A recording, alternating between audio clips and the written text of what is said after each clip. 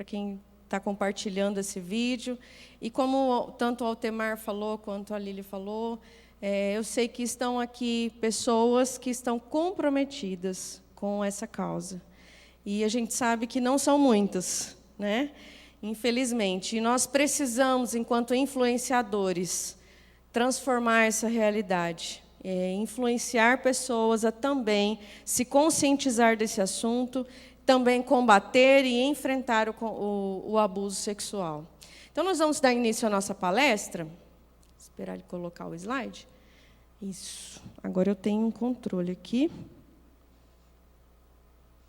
Certo. Então, nós estamos no Maio Laranja. Nós tivemos essa iniciativa através da mentoria do irmão Adilson Puertes, né? E, graças a Deus, houve um empenho também por parte política de tornar isso algo estadual, né? E, quem sabe, federal. Da gente chamar o Maio, a gente chamar a atenção da sociedade para esse assunto, entrar nas escolas com esse assunto e falar disso para as crianças. Porque a gente tem um entendimento de que a criança já nasce sabendo, né? E não, as crianças não sabem disso. Os pais têm medo de falar, professor também não gosta de falar, diretor, coordenador, todo mundo tem medo de falar desse assunto. E a criança está lá, às vezes, sofrendo determinada agressão e tem que ficar calada, porque se ninguém fala e eu sinto vergonha, então, certo, é para ficar assim mesmo, né? Então, o nosso olhar, a nossa postura diante desse assunto vai trazer uma confiança para essa criança. Os dados estatísticos que a gente tem não são muito legais, né? 1 a cada 5 meninas já sofreu algum tipo de violência, de abuso sexual. É o segundo tipo de violência mais comum no Brasil. 2% dos casos são denunciados. Imagina-se que esses 2% que são denunciados são pessoas que hoje fazem tratamento psiquiátrico, psicológico, e aí falaram que na sua infância sofreram abuso. Mesmo assim, decidem não denunciar. Então, baseado nisso, ou seja, ainda pode ser muito maior, porque muita gente morre com esse sentimento ainda e nunca trata, né? E apenas 9 destes 2% são condenados. Existe uma impunidade muito grande quando se trata do assunto ligado à criança. Por quê?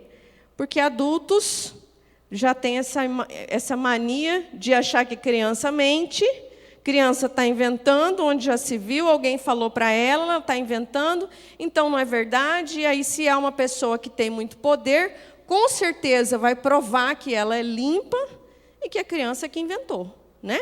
Então, desses 2%, apenas 9% dos casos são condenados.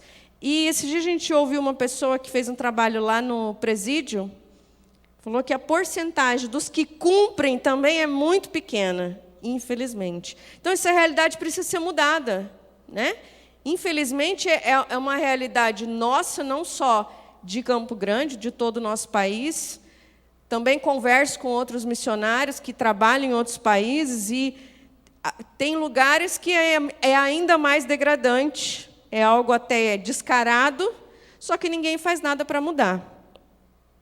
58% das denúncias, o pai e a mãe são principais suspeitos, pai e mãe. Em 80% dos casos, acontece em ambiente familiar.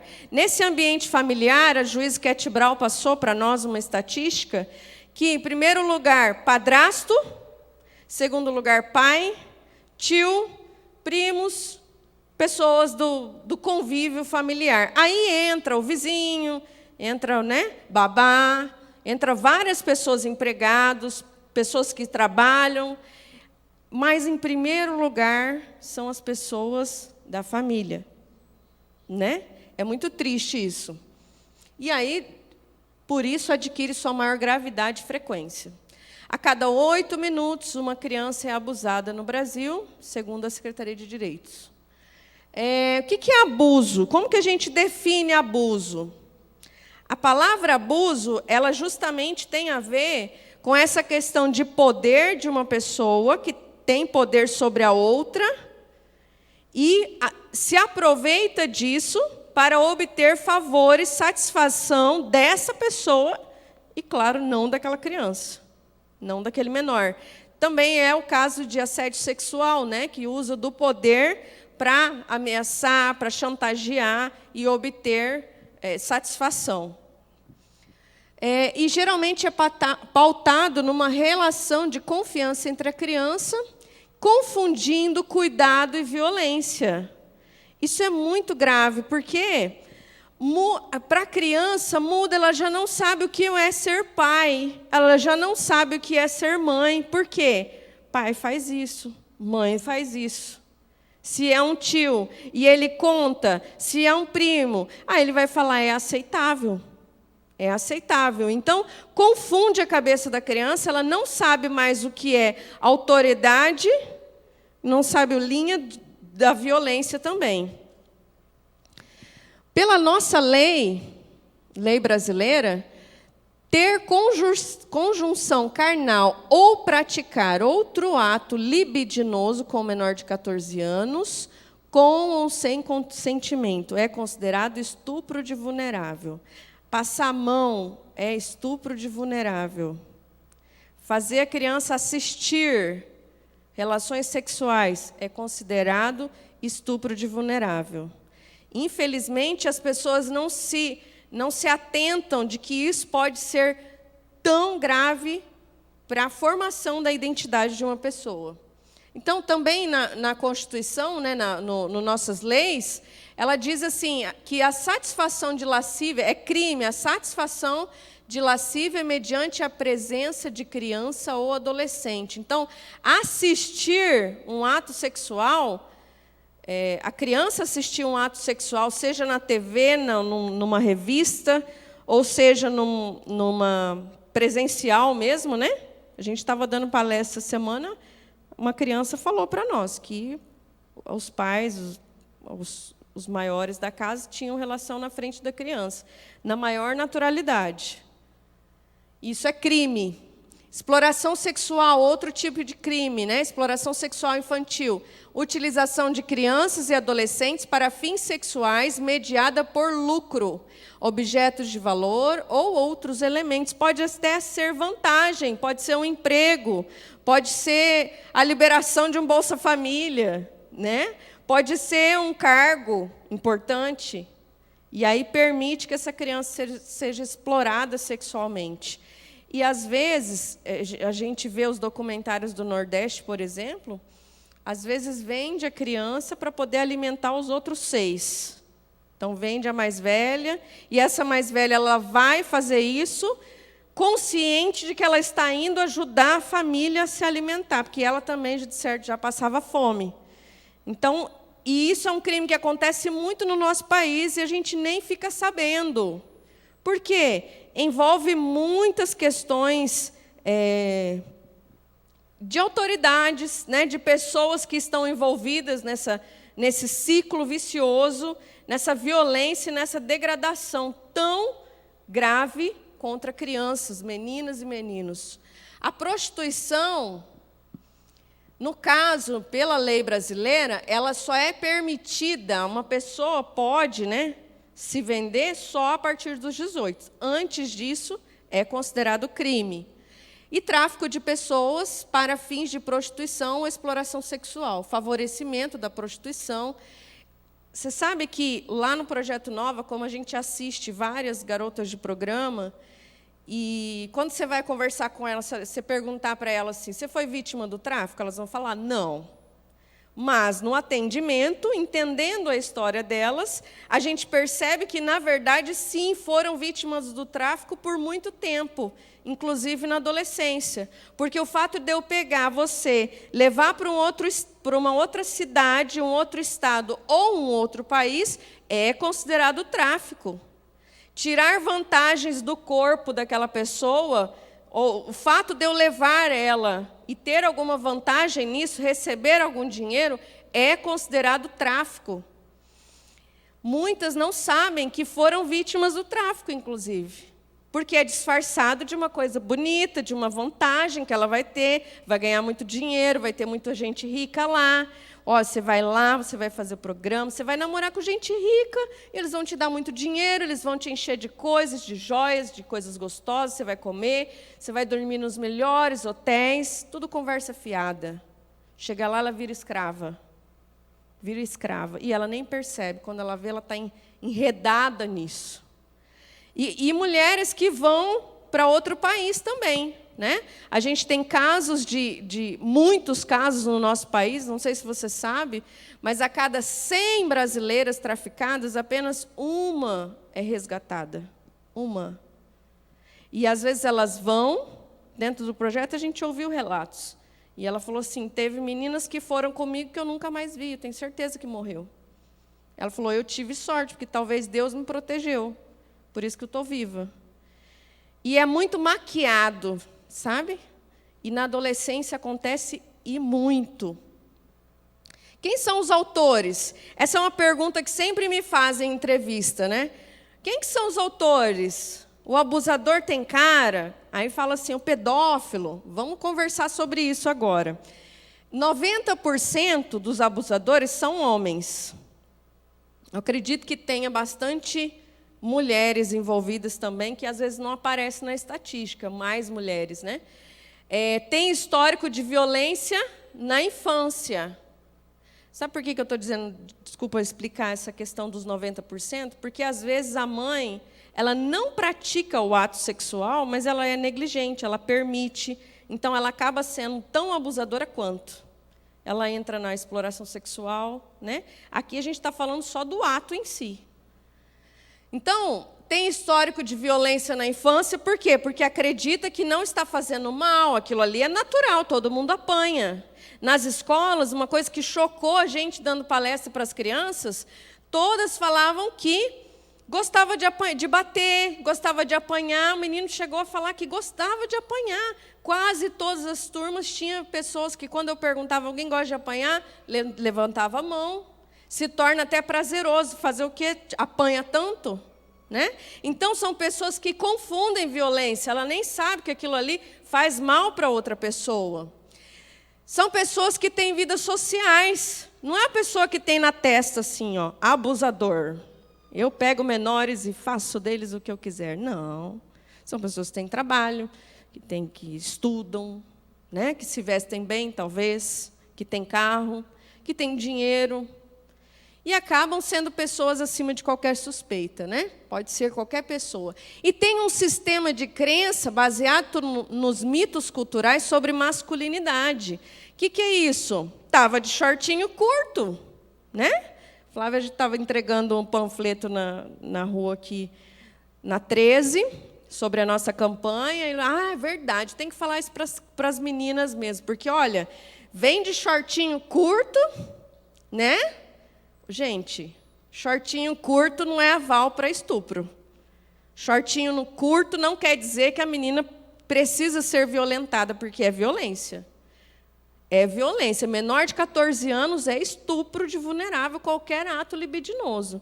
Então, os autores de abuso, eles têm um mito dentro deles, ainda mais são machos. E aí precisa, né? Eu tenho que fazer, já que ela está pedindo, eu tenho que fazer. Às vezes essa menina já está com a sexualidade aflorada por conta de já ter sofrido abuso, e ela parece ser oferecida. Isso nada, absolutamente nada, justifica uma violência.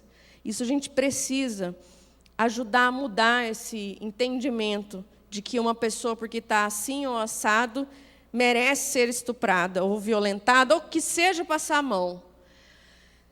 97% tem acima de 18 anos.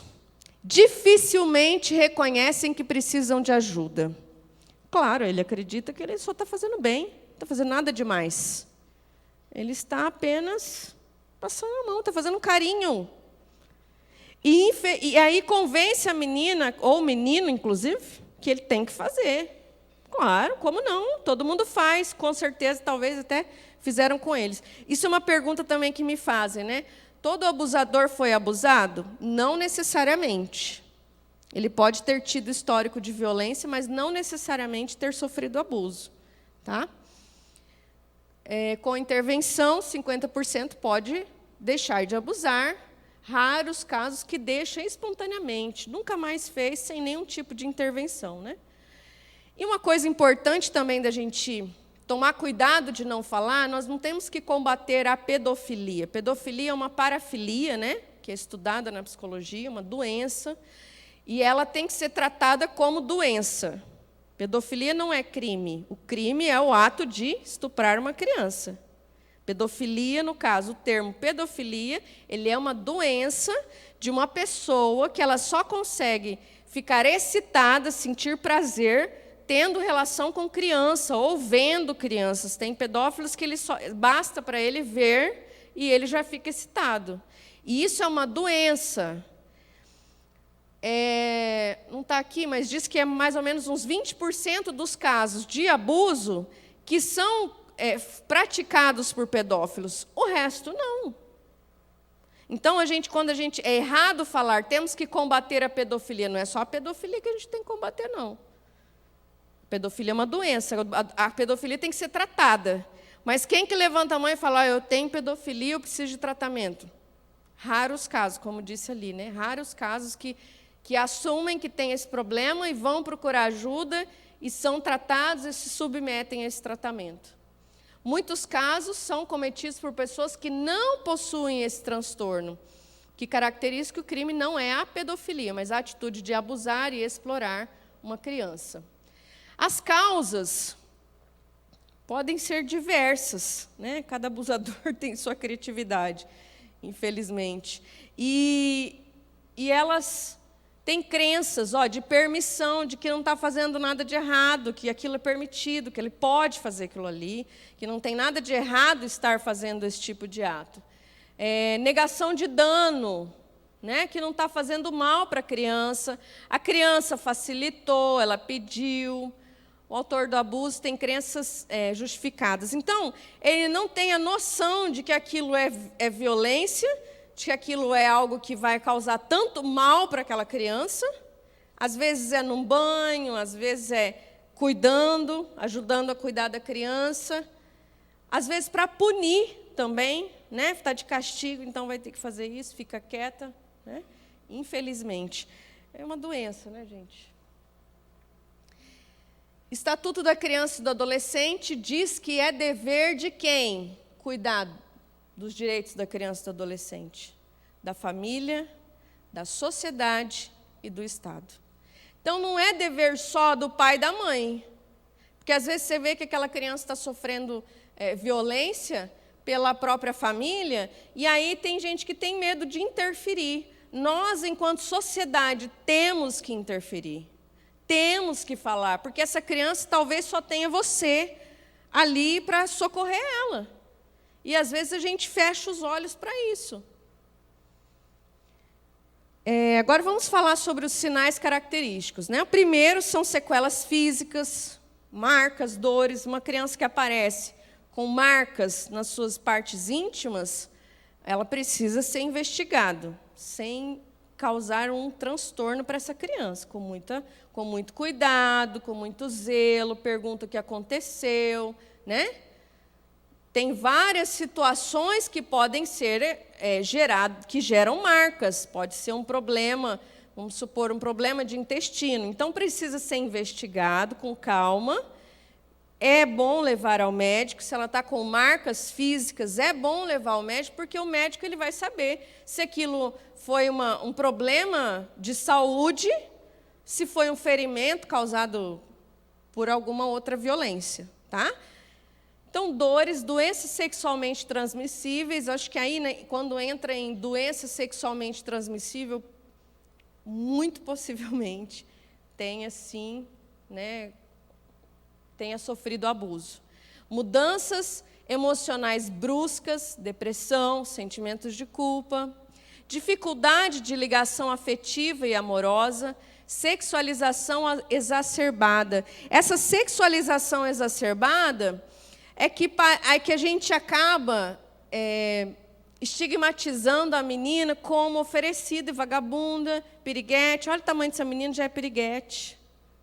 E às vezes a gente não sabe, né? Por que a menina está ali se esfregando, às vezes, num adulto.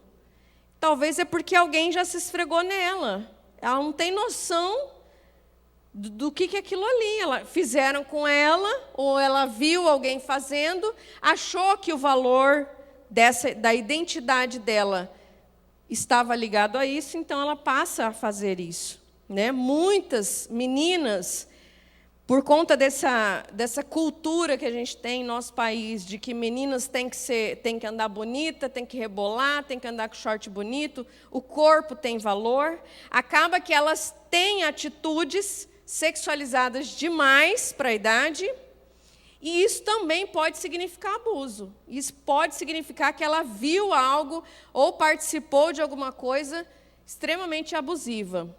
Dependência química. A gente tem vários casos de crianças de 11, 12 anos, às vezes menos, que vão para a droga para esquecer a dor. Muitos vão para o alcoolismo também, como foi aquele vídeo que vocês assistiram no começo. Muitos vão para o alcoolismo para esquecer aquela dor, para aliviar aquela dor.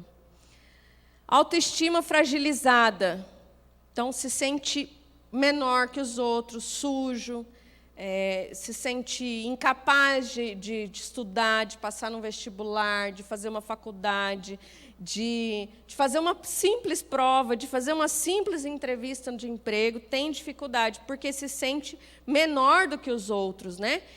E também quando uma criança teme alguém em particular. Se ela tem aversão, ela se dá bem com todo mundo, ela tem aversão a determinada pessoa ou ao sexo, por exemplo, tem dificuldade quando fica perto de homem ou fica perto de mulher, não sei, tem que prestar atenção. Por que ela está agindo dessa forma? Por que essa criança está fazendo isso? A gente tem que sempre se perguntar. A gente nunca pode julgar, por exemplo, porque uma criança está usando droga, porque essa mãe não cuidou, porque não sei o quê, não larga, por que não larga? Bate nesse menino, para ele parar de usar droga. Resolve? Não resolve. O que precisa saber é por que ele está usando droga. Todo dependente químico, ele usa droga por um motivo, para esquecer algum tipo de dor. Que dor é essa? Então, a gente precisa investigar lá atrás. O comportamento, na verdade, é resposta de uma dor que está acontecendo no seu coração, ali na sua identidade. Sentimento de estar suja, vontade de ficar feia, compulsão por banhos, cobrir excessivamente o corpo.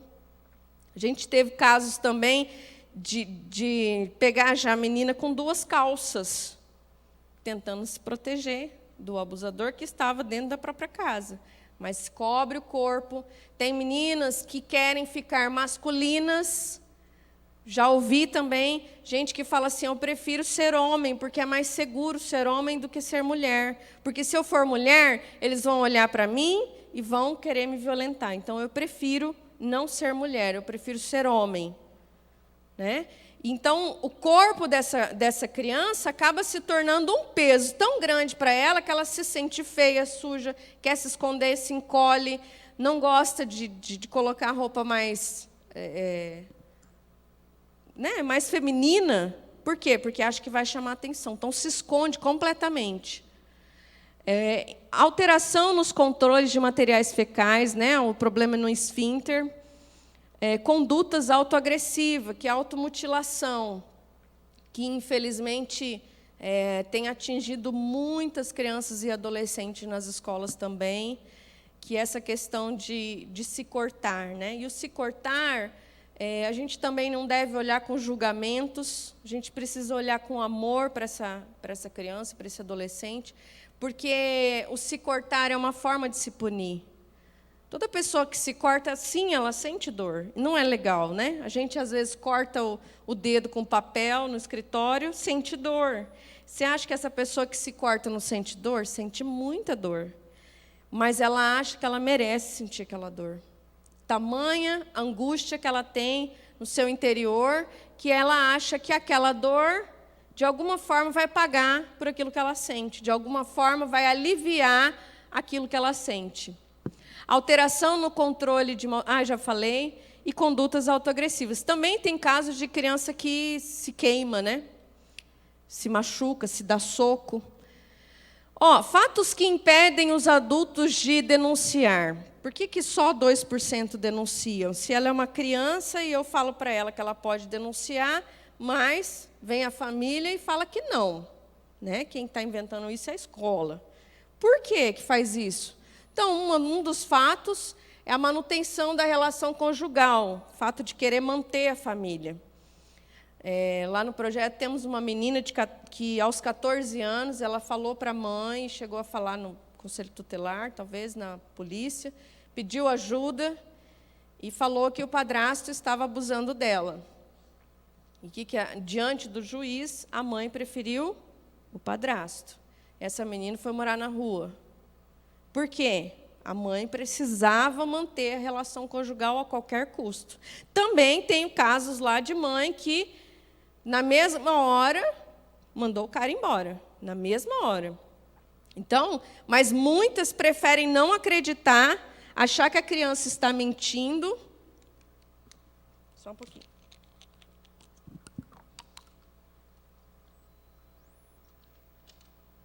Prefere achar que a criança está mentindo porque ela precisa manter aquele cara que sustenta a casa. É o amor. Às vezes, essa mulher tem uma dependência emocional. Conveniências financeiras. Porque depende financeiramente daquela pessoa e tem medo de denunciar por isso. Medo de gerar problemas de relacionamento.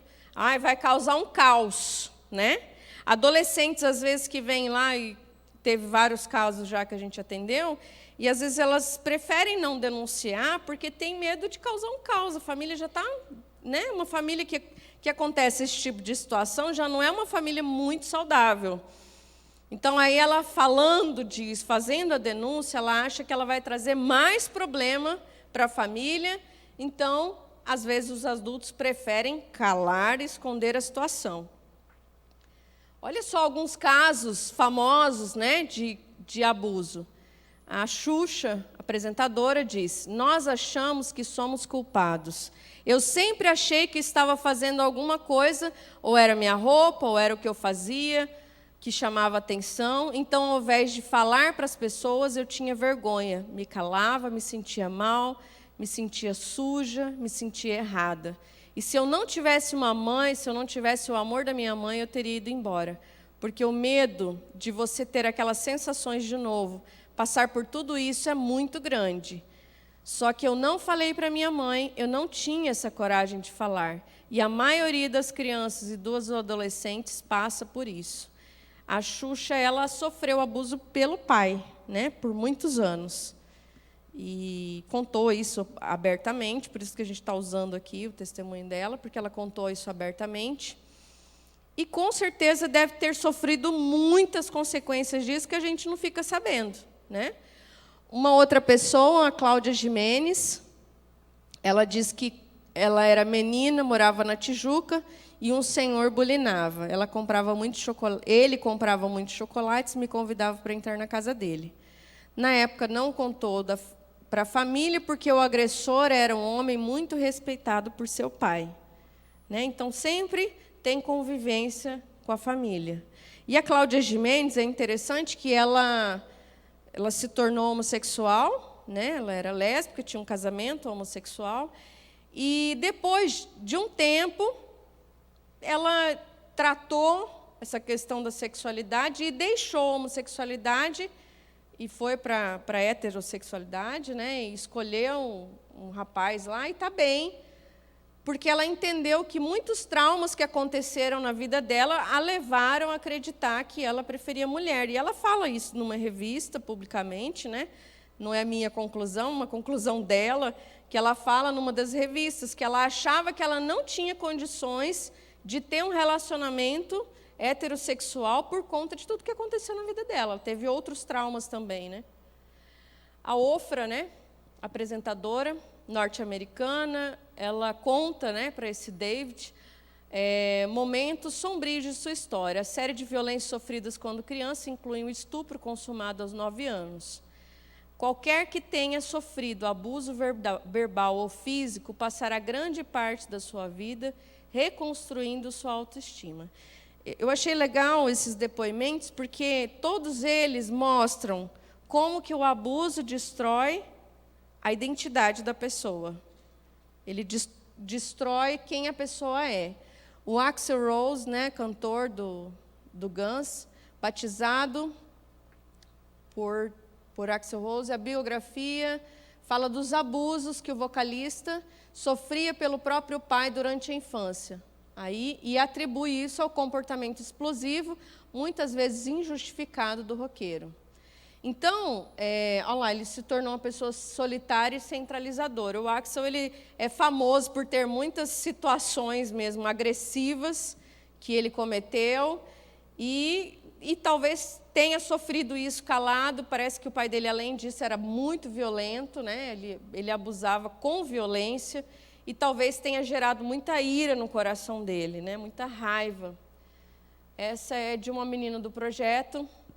Vai ter que fazer de qualquer jeito. Se você fizer sem chorar, eu te pago um sorvete. E aí, depois de muitos anos, ela se tornou uma prostituta. Por quê? Ela estava aprendendo que, se ela fizer determinada coisa, ela vai tirar vantagem. Entende? Então, o abuso ele muda conceitos familiares.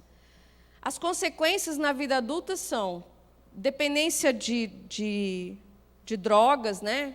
Substâncias psicoativas, ideação ou tentativa de suicídio. A ideação suicida é muito forte também nos atendimentos que a gente já fez, muito forte mesmo. Quase todos já pensaram em se matar. Quase todas as pessoas lá do projeto. Alguns até falam, não, eu não quero me matar. Mas você já pensou? Sim. E ela fala, muitas vezes eu já pensei. Tem muito pensamento suicida. E muitas lá, infelizmente, tentam o suicídio. Muitas mesmo tentam o suicídio de diversas formas. E uma coisa que a gente não pode fazer jamais, chegar para uma pessoa que fala que quer morrer, chegar para ela e falar, você quer morrer? Então vai lá e se mata. Nunca a gente deve falar isso. Nunca. Porque não é isso que a pessoa precisa. Isso não vai ajudar em nada, isso só vai piorar. Aí que ela vai entender. Ela vai crer que realmente ela é desnecessária no mundo, que ela não tem valor nenhum, e que se ela morrer, tanto faz. É isso que a gente quer? Não. Então, a gente nunca pode subestimar uma pessoa que fala que quer morrer. Nunca a gente pode julgar, apontar o dedo para uma pessoa que está sofrendo, angustiada, porque não consegue lidar com esse sentimento, com esse desejo de morte que ela tem. A dificuldade de concentração, então tem dificuldade de estudar, tem dificuldade de prestar um vestibular, como eu falei. Não estou dizendo que não consiga, mas tem muita dificuldade, tem que fazer um esforço muito maior. Sabe por quê? O nosso cérebro, eu até explico bastante isso para os adolescentes, que o nosso cérebro ele é uma caixinha como se fosse a memória do nosso celular. Todas as fotos a gente vai tirando, né? E a gente vai guardando. E a diferença é que a diferença do nosso cérebro para o nosso celular é que quando a gente não gosta daquela foto, a gente vai lá e deleta. No nosso cérebro, não. Na nossa mente, aquelas imagens que a gente não gosta, parece que elas vêm primeiro na sequência. Toda hora vem aquela imagem, toda hora vem aquela situação na mente de uma vítima. E aí, como que ela vai conseguir entrar um novo conhecimento se a mente, né, a caixinha é a mesma? É como você pega o seu celular, não vem todas aquelas fotos ali, parece que aquela foto volta. Então, aquilo que ela sofreu fica voltando na mente, ela não consegue superar aquilo ali, não consegue bloquear aquela imagem. Então, por isso, tem muita dificuldade de concentração, né? Ela mexe no sistema todo cerebral.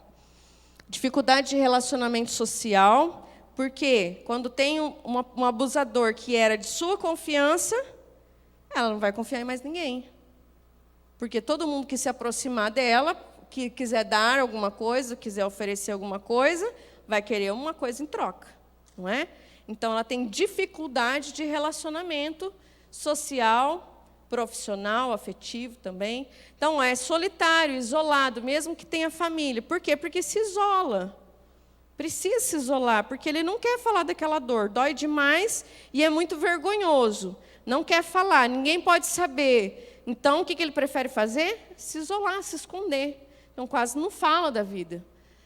Tem sentimento de culpa, medo, ira e vergonha. Isso é muito característico de quem sofre abuso também, é o sentimento de culpa. Porque o abusador, ele causa essa sensação na vítima de que ele foi culpado, né? Porque estava com o shortinho curto, porque isso, porque aquilo, pelo simples fato de ter um corpo, seja menino, seja menina. Porque meninos sofrem abuso tanto quanto meninas.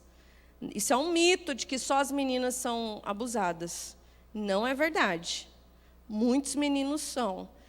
E aí acha que, por conta do próprio corpo, é responsável por ter sofrido o abuso.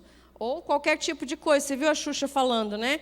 Ela fala que ela não sabia o que era, mas ela achava que a culpa era dela. E não é. Primeira coisa que a gente tem que fazer com uma vítima de abuso é falar para ela que não é culpa dela. Primeira coisa que a gente trabalha é essa sensação de culpa aí. E o medo também, a ira, que leva muitas pessoas a descontar, né? A exemplo do Axl Rose ali. E vergonha. O que fazer, então, quando vem uma criança nos falar? O que a gente tem que fazer? Não falar do que eu suspeito. Então, eu não vou chegar lá e falar, mas então alguém te estuprou. Às vezes a criança nem sabe o que é isso e não é nem legal você falar esse tipo de palavra. Você tem que falar o que para a pessoa, para a criança, você vai perguntar o que aconteceu.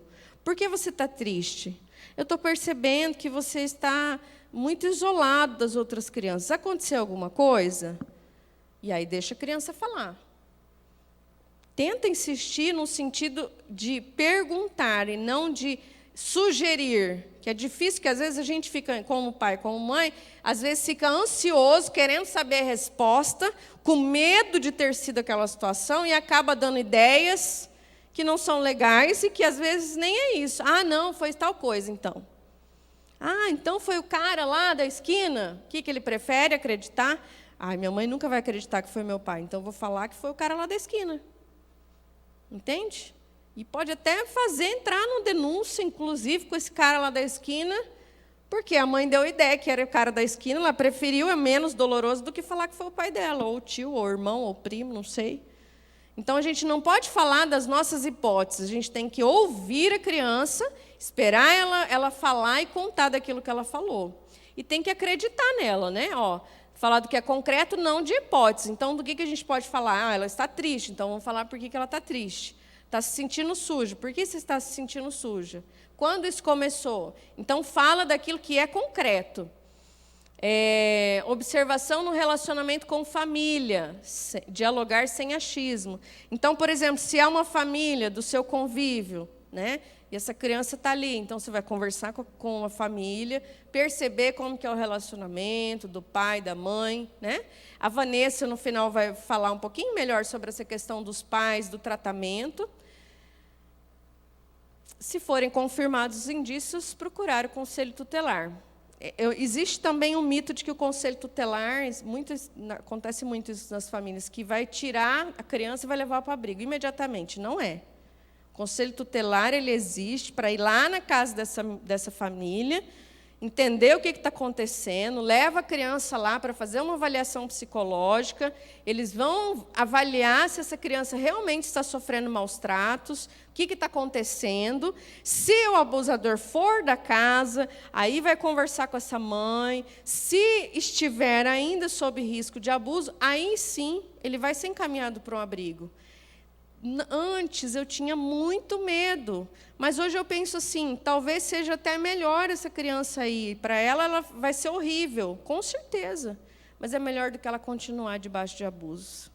Gente, eu atendo pessoas que sofrem e muito, porque ficaram uma vida inteira debaixo de abusadores, dentro de casa, e ninguém nunca fez nada. Então, às vezes, a gente não precisa se sentir culpado, porque eu denunciei, destruiu a família. Não, você está, na verdade, salvando uma criança.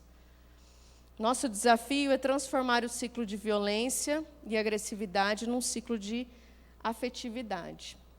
Sobre a prevenção, eu vou dar uma resumida aqui, mas assim, o que a gente tem feito nas escolas também, mais uma vez falando disso, né, é mostrar para a criança, no caso até 10 anos, 12 anos, a gente fala dos toques bons, toques ruins, a gente fala do corpo, que tem coisas que a gente vê que são boas, mas tem coisas que a gente vê que não são tão boas. Tem coisas que a gente come que é gostoso, mas tem coisas que a gente come que não é gostoso, né? Então, também, da mesma maneira, tem toques que são bons e toques que são ruins. Ouvir certas coisas é bom, mas ouvir outras coisas não é bom. Então, a gente vai trabalhando dessa forma, e aí a gente mostra imagens. Abraço é legal. Aí eles falam, abraço é legal, abraço de amigo e tal. Mas tem abraço que é ruim?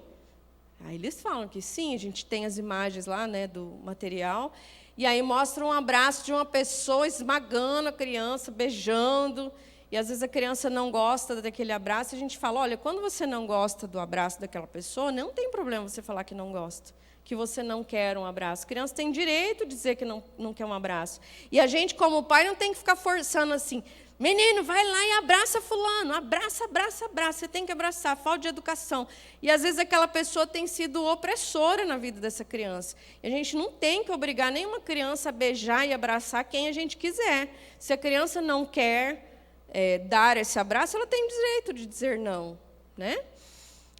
Uma outra coisa é ensinar que elas têm partes que são íntimas. Então, a gente mostra para as crianças, elas riem muito, por quê?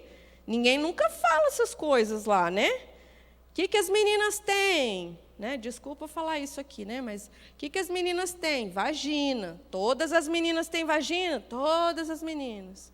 E os meninos? Né? Tem pênis.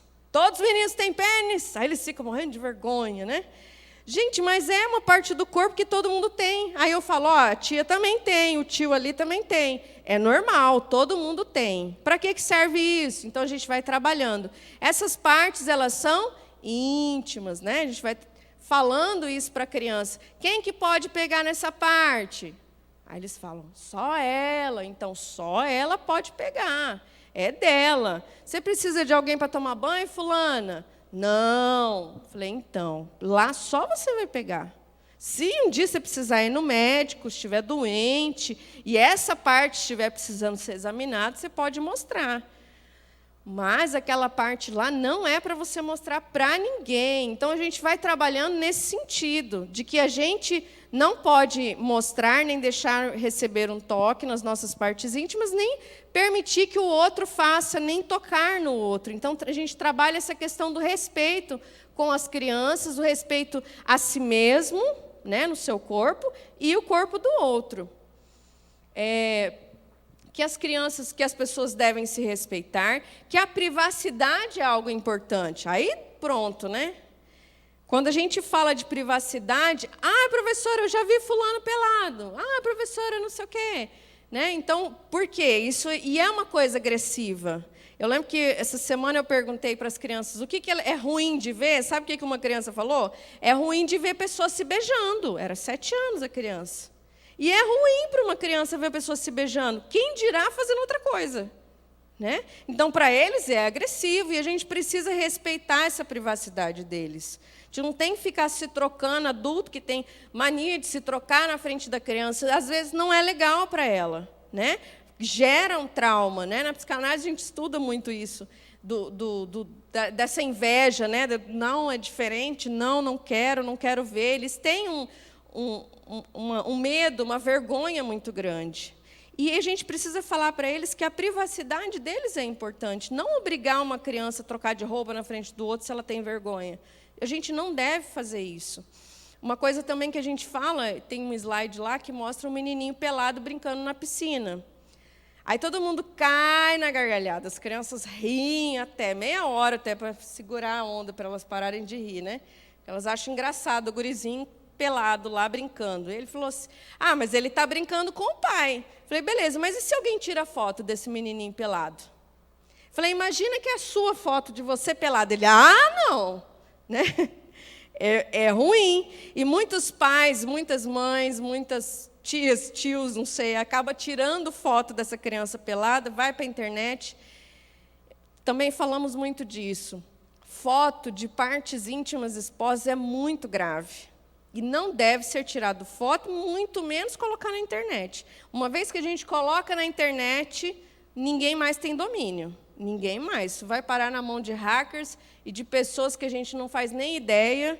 Embora você vá lá e deleta, eu explico isso também para adolescentes, que o Snapchat, ele tem lá no termo de adesão dele, que quando você tira a foto, aqueles nudes que os adolescentes estão muito acostumados a fazer foto assim, né, e tal, que mostra o corpo, mas não mostra, né?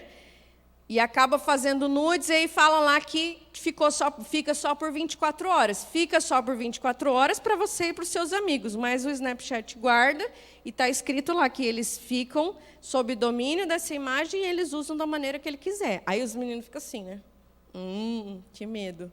Então, é necessário falar sobre isso, de que não se deve tirar foto de ninguém com as partes íntimas expostas. Também tem uma outra coisa que a gente usa, é a série dos 13 porquês, que começa justamente por causa de uma foto e a menina acaba sofrendo um abuso moral, inclusive, por conta disso, porque uma foto das partes íntimas dela viraliza na escola e acaba que ela se torna mal falada, né?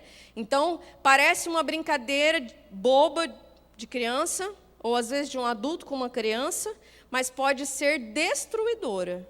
Então, muito cuidado com essa questão de fotos. Não se deve... Ali, já falei, né? Ensine a diferenciar toques bons e toques ruins. Uma coisa importante da gente falar também aqui, o que acontece? As áreas erógenas do nosso corpo, as partes íntimas, elas foram feitas, perfeitamente criadas pelo nosso Deus, e nós sentimos prazer nessas áreas, inclusive a criança. Então, se ela for estimulada naquela área, ela vai sentir prazer. Ela pode não sentir sentimentos bons, mas ela vai sentir algum certo prazer. É um prazer físico, não é um prazer emocional. Entende? E esse prazer confuso, que gera um prazer físico e não gera um prazer emocional, isso fere demais aquilo. Por quê? Muitos adolescentes se tornam compulsivos na masturbação, compulsivos em pornografia, prostituição e uma série de outras coisas. Por quê? Ele não consegue mais viver sem aquela situação.